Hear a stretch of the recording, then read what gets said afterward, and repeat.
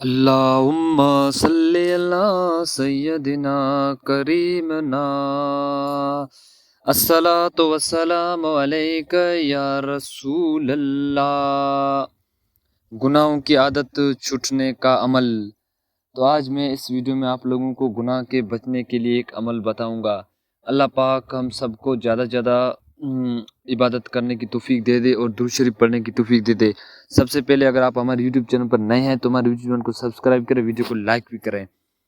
گناہ ایک زہر ہے، گناہ ایک تباہی کا باعث ہے، گناہ دل کا چین و سکون چھین لیتا ہے، گناہ انسان کو بے قدر بنا دیتا ہے، گناہ راستے پر انسان پر آتا ہے کہ نفس اور شیطانی کو کہنے لگا دیتا ہے۔ لیکن پھر جب کسی گناہ کی عادت بڑھ جاتی ہے تو انسان لاکھوں کو کوشش کر کے باوجود سے نہیں نکل پڑتا ہے، لیکن اسی لیے کہ انسان کو خود اعتمادی ختم ہونے لگتی ہے کہ وہ مایوس ہو جاتا ہے۔